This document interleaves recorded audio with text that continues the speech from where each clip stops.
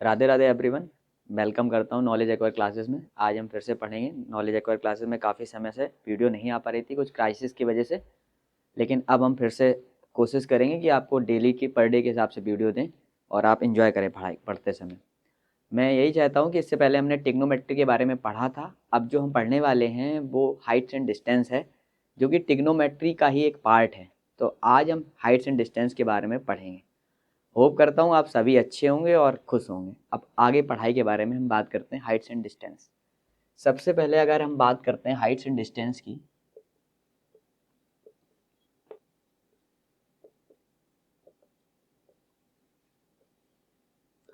Height and distance में बेटा मेरे दो चीज़ें होती हैं जिसके बारे में हम पढ़ेंगे। एक होता है हमारा एंगल ऑफ एलिवेशन और एक होता है एंगल ऑफ डिप्रेशन। वो हमारे कैसे बनते हैं, वो डिपेंड करते हैं आपके ऑब्जेक्ट और ऑब्जर्वर के ऊपर, कि ऑब्जेक्ट कहाँ पर है और ऑब्जर्वर कहाँ पर है। उस बिहाफ पर एंगल ऑफ एलिवेशन और एंगल ऑफ डिप्रेशन बेस्ड है। अगर हम एंगल ऑफ एलिवेशन की बात करें तो जैसे हमारा ये फिगर है, हम मानिए ये है आपका ऑब्जर्वर, ये ऑब्जर्वर की आई है। मान लीजिए ऑब्जर्वर की आई से किसी पर्टिकुलर ऑब्जेक्ट की अगर हम बात करें,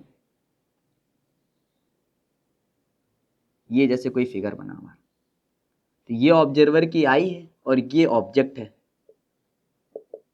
ये हमारा क्या है, ये हमारा ऑब्जेक्ट है और ये ऑब्जर्वर की हमारी आई है। तो जब हम कोई चीज नीचे से ऊपर की तरफ देखते हैं, फॉर एग्जांपल अगर हम नीचे खड़े होकर बिल्डिंग के टॉप पर देखेंगे, तब हमारा हमेशा एंगल ऑफ एलिवेशन फॉर्म होता है। यहाँ पर जो एंगल हमारा बनेगा वो बनेगा एंगल ऑफ एलिवेशन।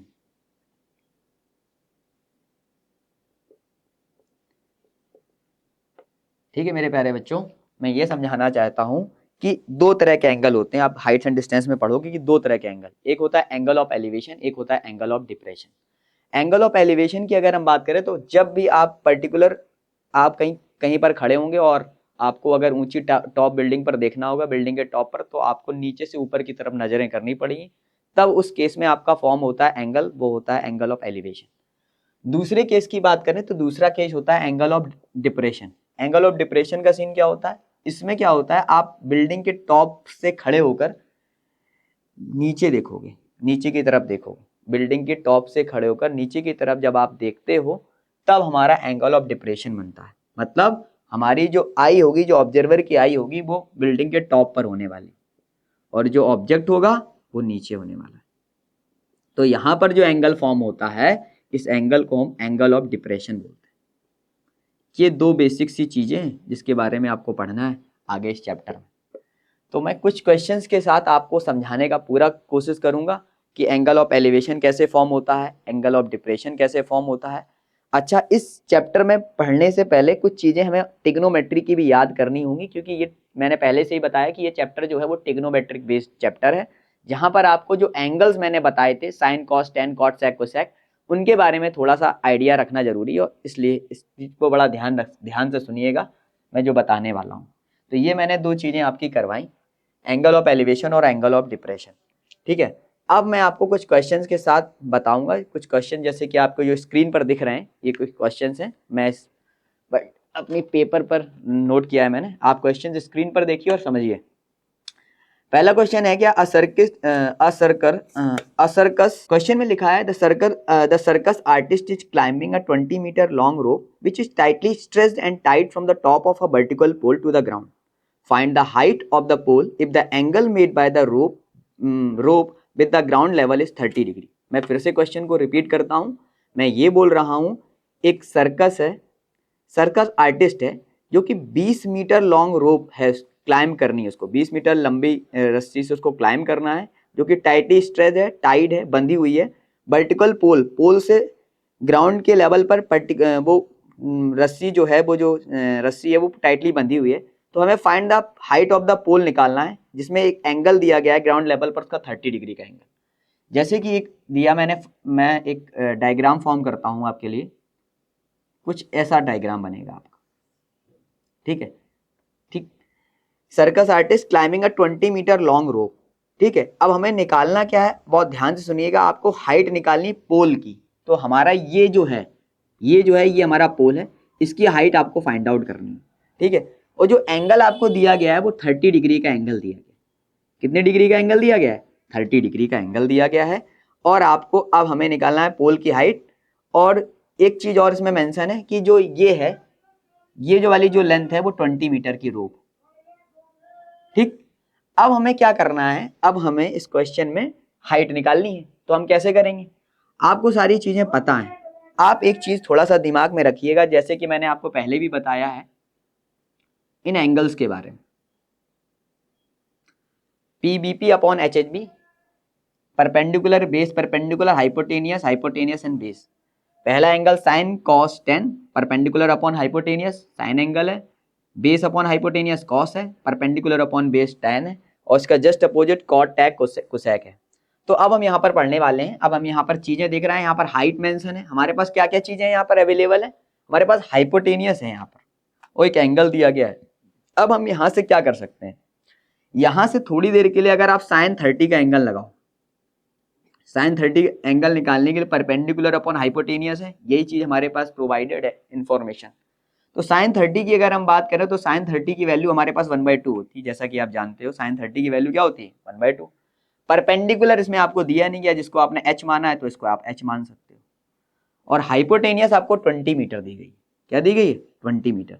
तो यहां से आपकी जो हाइट निकलने वाली है वो निकलने वाली है कितनी, यहां पर 20/2 हो जाएगा, हाइट आपकी निकल जाएगी 10 मीटर। तो ये चीज आपको समझ में आई होगी।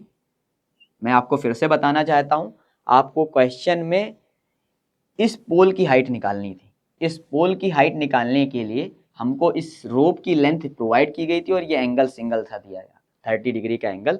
हमने ट्रिग्नोमेट्रिक रेशियोज की हेल्प से क्या किया, हमने यहाँ पर देखा कि हमारा साइन एंगल्स में अप्रूवल है, साइन एंगल की हेल्प से आप कर सकते थे।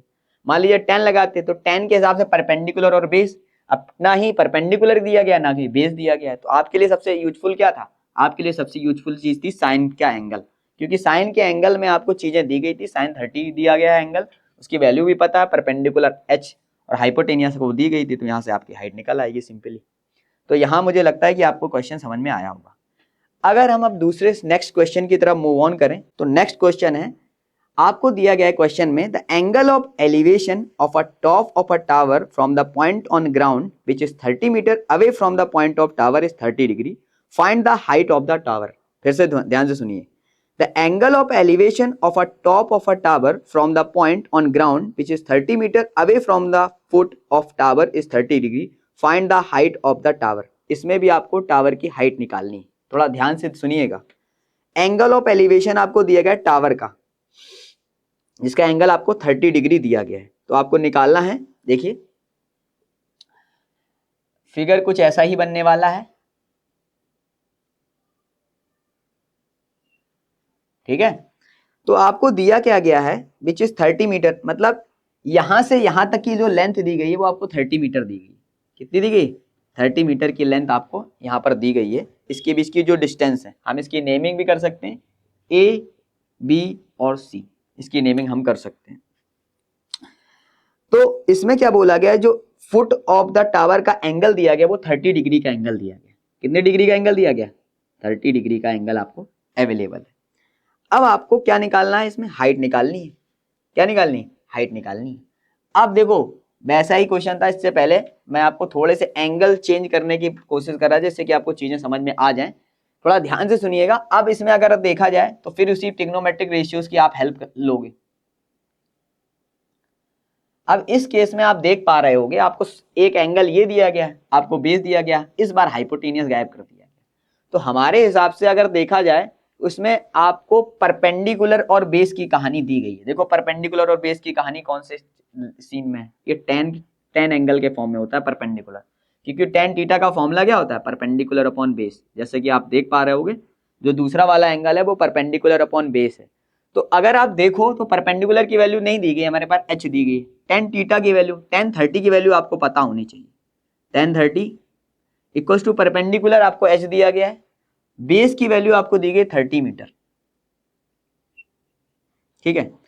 अब टेन 30 की वैल्यू क्या होती है, टेन 30 की वैल्यू होती है हमारी 1/√3। क्या होती है 1/√3, h/30। तो यहां से अगर हम h निकालेंगे तो 30/√3 होता है। 30/√3, √3 और √3 के मल्टीप्लाई कर दो ऊपर नीचे, तो हमारी क्या वैल्यू निकल के आ जाएगी, 30√3/3। 3 से 3 कट जाएगा, तो यहां से आपकी वैल्यू निकल के आ जाएगी 10√3। मुझे लगता है कि आपको ये बात फिर से समझ आता हूं एक बार। इस क्वेश्चन में बोला गया था कि angle of elevation of the top of a tower from the point on the ground which is 30 metre away from the foot of the tower is 30 metre, find the height of the tower.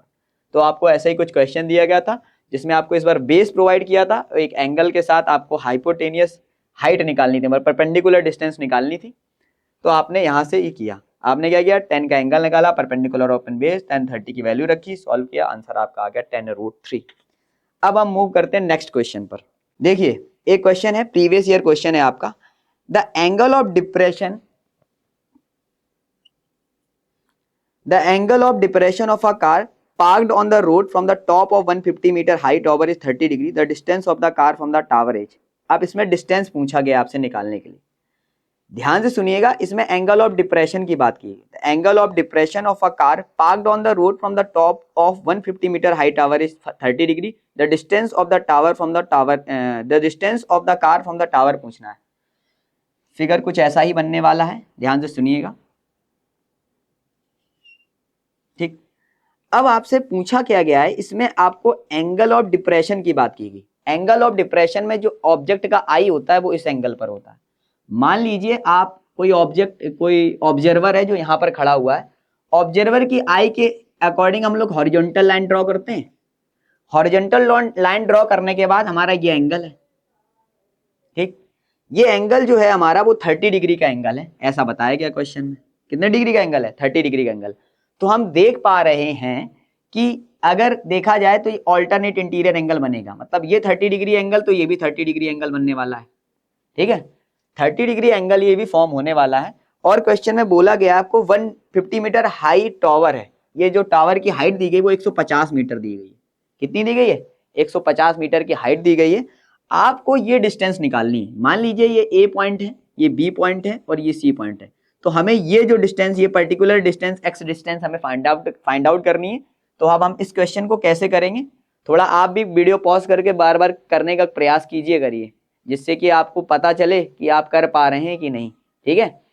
तो मैं आपको बताना चाहता हूँ ये question कैसे करेंगे। जैसे कि आपको चीजें दिख रही हैं, आपको यहाँ पर क्या दिख रहा है, यहाँ पर आपको परपेंडिकुलर दिख रहा है, एक एंगल दिया गया है, बेस हमें निकालना है। सीधा सीधा tan का फॉर्मूला लगाओ, tan 30 tan theta equals to perpendicular upon base. Perpendicular की लाइन क्या है, परपेंडिकुलर क्या है हमारे पास 150, ठीक है। ये परपेंडिकुलर हो गया। परपेंडिकुलर के साथ साथ अगर हम अब बेस की बात करें तो बेस हमारा क्या है, x है, ठीक। अगर हम देखें कि tan थीटा tan 30 की वैल्यू क्या होती है, अभी अभी बताई थी, tan 30 की वैल्यू क्या होती है, 1/√3 होती है। 1/√3 150 इक्वल्स टू x। बेस निकालना है, क्रॉस मल्टीप्लीकेशन करवा दो, तो आंसर क्या आने वाला, x equals to 150√3। This is your final answer. तो मेरे प्यारे बच्चों, आपको समझ में आई होगी कहानी। मैंने 3 तरह के क्वेश्चंस अभी तक करवाए, सब में मैंने एक बार हाइट निकाल के दिखाया, एक बार आपको हाइपोटेनियस का केस सिखाया, इस बार मैंने आपको एंगल ऑफ डिप्रेशन की हेल्प से आपको ये चीजें मैंने समझाई कि कैसे इसका बेस निकलेगा। तो इसका बेस जो निकलेगा वो 150√3 निकल के आने वाला है। अब एक क्वेश्चन और अच्छा क्वेश्चन है, मैं आपको जो बताने जा रहा हूं, थोड़ा सा ध्यान से सुनिएगा, इस क्वेश्चन पर थोड़ा सा फोकस करिएगा, क्वेश्चन क्या कह रहा है। तो मेरे प्यारे बच्चों, आपको बताना चाहता हूं, एक क्वेश्चन है, एक an aeroplane at an altitude of 1500 meter finds the two ships are sailing towards it in the same direction. The angle of depression as observed from the aeroplane are 45 degree and 35 degree respectively. Find the distance between two ships. ठीक है, मैं फिर से question बोलना चाहता हूं। मैंने बोला an aeroplane at an altitude of 1500 meter finds the two ships are sailing towards it in the same direction. The angle of depression as observed from the aeroplane are 45 and 30 degree respectively. तो find the distance between them, ये बोला गया है, find the distance between two ships। तो आपका कुछ question ऐसा है, आपका फिगर कुछ ऐसा बनने वाला है, कैसे, ये देखिए, फिर से क्वेश्चन मैं पढ़ के सुनाता हूं। मैं बोल रहा हूं कि एक एरोप्लेन है at an altitude of 1500 metre.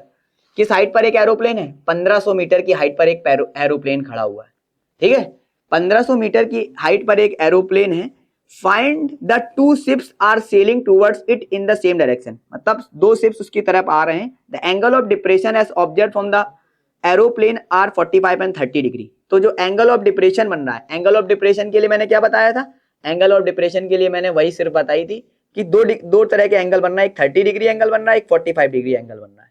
तो कुछ ऐसा केस बनने वाला है।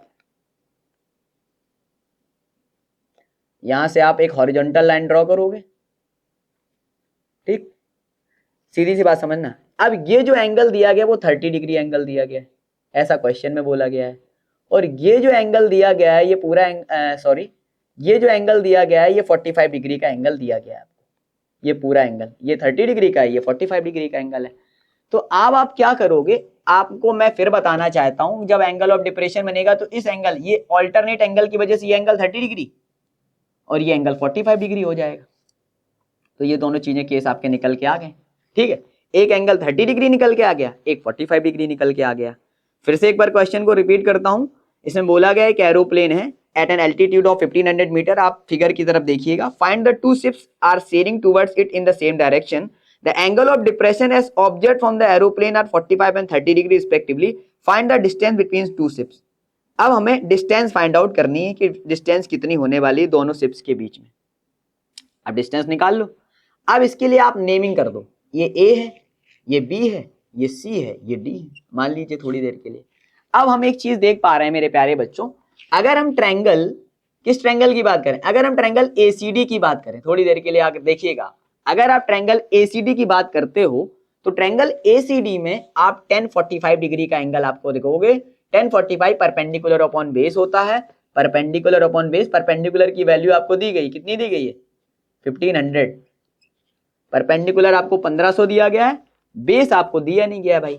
जब बेस नहीं दिया गया तो नहीं दिया, और आपको कोई चीज इस क्वेश्चन में नहीं दी गई है, तो बेस आपको कुछ नहीं दिया गया है, तो बेस को ऐसे ही रहने देंगे।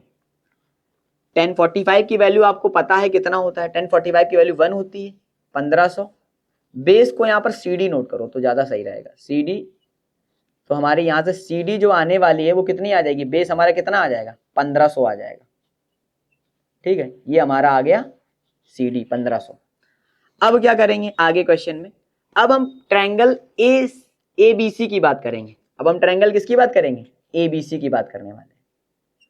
ट्रायंगल ABC की अगर हम बात करें तो ट्रायंगल ABC में क्या है, 1030 की वैल्यू हमें रखनी पड़ेगी। 1030 में वही केस बनेगा। 1030 में क्या केस बनने वाला है, perpendicular upon base, perpendicular same है।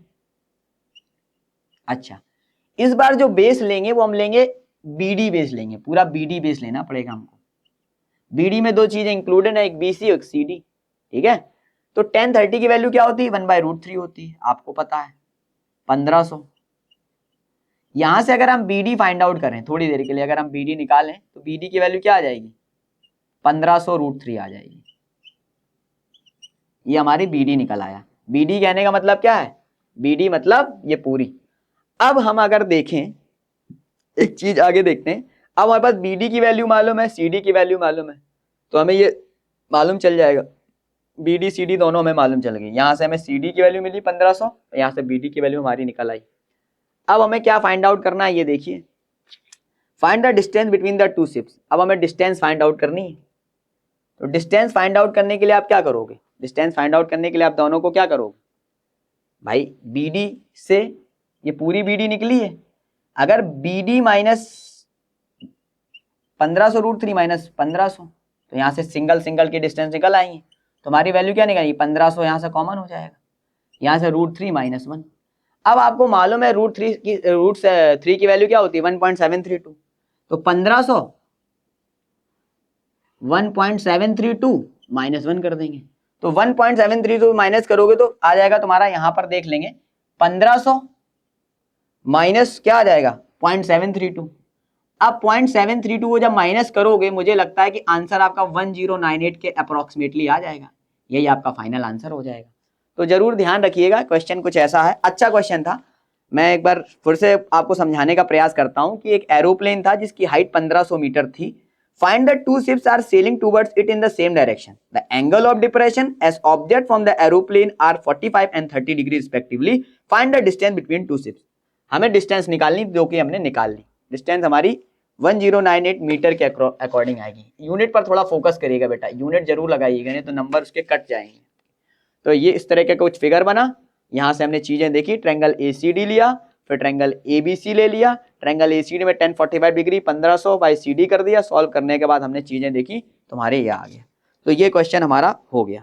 एक नेक्स्ट लेवल का क्वेश्चन करवाता हूं आपको, उसमें एंगल कैसे फाइंड आउट करें. कई बार क्वेश्चन में हमें साइड ये चीजें नहीं निकालने को बोलते हैं कि ये वाली साइड निकालो, इनके बीच का डिस्टेंस निकालो. कई बार एंगल निकालने के लिए भी दे देते हैं. प्रीवियस ईयर में पाया गया, 2015-18 में पाया गया कि हमारे पास एंगल कैसे फाइंड आउट करना होता है क्वेश्चन में, तो उसको भी आपको ध्यान से समझना पड़ेगा.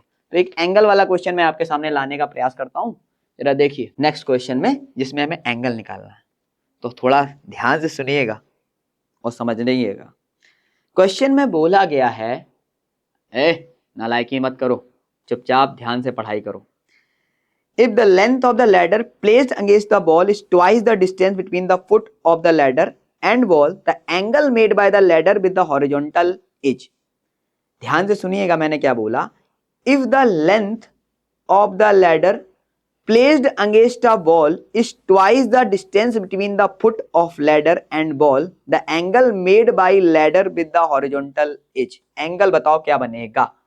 तो हम अगर ध्यान से सुने तो आपको मालूम है कि ये वॉल है, कोई मान लो ये वॉल है और वॉल के आगे ही लैडर लगी है. भाई लैडर मतलब जानते होगे, सीढ़ी को बोलते हैं, एक लैडर है, ऐसा बोला गया. उन्होंने बोला कि जो लेंथ है लैडर की वो बॉल से, दीवार से 2 गुनी है. मतलब अगर ये हमारी दिखा है ना, if the length of ladder placed against the wall is twice the distance between the foot of the ladder and wall.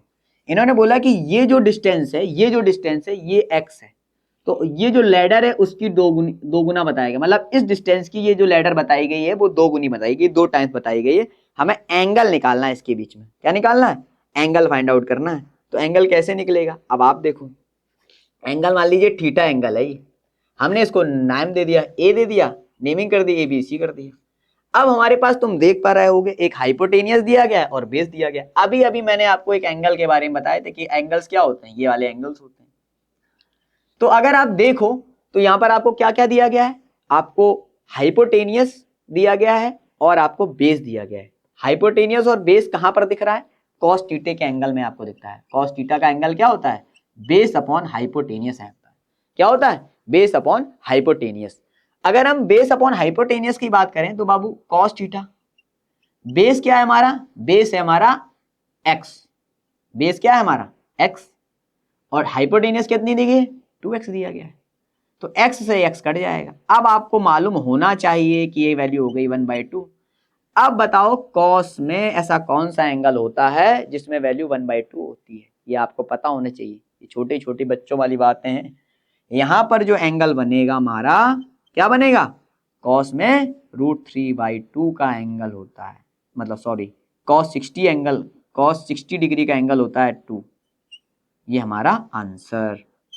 तो फिर से समझ में आया. इस क्वेश्चन में बोला गया था कि हमारे पास कोई मतलब एक लैडर है, जो कि लैडर और वॉल के बीच की डिस्टेंस जो दी गई थी x, और ये जो लैडर दिया गया था इस डिस्टेंस का डबल दिया गया था. तो ये x, तो ये 2x हो गया. उस केस में फिर हमने देखा कि हमारे पास हाइपोटेनियस है और बेस है. तो हाइपोटेनियस और बेस के केस का हिसाब देखा जाए तो हाइपोटेनियस और बेस कौन से एंगल में दिखता है हमको दिखता है कॉस के एंगल में. तो बेस अपॉन हाइपोटेनियस होता है formula, base upon hypotenuse. Base हमारे पास x थी, हाइपोटेनियस हमारे पास 2x थी, तो हमने x से x कट कर दिया, कॉस थीटा की वैल्यू 1/2 आ गई. तो कॉस थीटा का एंगल जो निकल के आया वो कितने डिग्री का निकल आया, 60 डिग्री का एंगल हमारा निकल के आ गया. कितने डिग्री का एंगल निकल के आया, 60 डिग्री का एंगल हमारा निकल गया. ये हो गया हमारा क्वेश्चन 1. अब एक और क्वेश्चन ट्राई करते हैं हम लोग. हाँ, लास्ट क्वेश्चन में बोला गया है, a tree breaks due to storm and broken part bends so that the top of the tree touches the ground making an angle of 30 degree with it. The distance between the foot of the tree to the point where the top touches the ground is 8 metre, find the height of the tree. हमें height निकालनी है tree की। हमारा कुछ पेड़ ऐसा है टूट कर गिरने के बाद बैंड होके गिर गया, ये पेड़ इस फॉर्म में गिर गया, तो ये इसके बराबर होने वाला है। ये ए है, ये बी है, ये सी है और ये डी है, ठीक, ऐसा बोला गया। अब ये जो एंगल दिया गया वो 30 डिग्री का एंगल दिया गया क्वेश्चन में, देखिएगा उस साइड स्क्रीन पे 30 डिग्री। ये जो दिया गया वो हमको 8 मीटर की डिस्टेंस दी गई है। हमने सबसे पहले क्या किया, हमने सबसे पहले tan 30 की वैल्यू निकाली। tan 30 परपेंडिकुलर, परपेंडिकुलर कितना है BD अपॉन बेस क्या है 8, तो यहाँ से tan 30 की वैल्यू क्या होती है हमारी 1/√3, तो ये हो जाएगा BD अपॉन 8, ठीक। तो हमारा आंसर आ जाएगा BD बराबर कितना 8/√3, ठीक, ये आ गया हमारा BD। अब हम क्या करेंगे cos 30, क्योंकि हमें ये वाली वैल्यू भी फाइंड आउट करनी है। cos 30 की वैल्यू हमारी होती है, cos 30 क्या होता है, ये ट्रिग्नोमेट्रिक रेशियोज है हमारे, तो बेस अपॉन हाइपोटेनियस, बेस कितना है 8, हाइपोटेनियस हमें निकालना है, CD की वैल्यू हमें निकालनी है।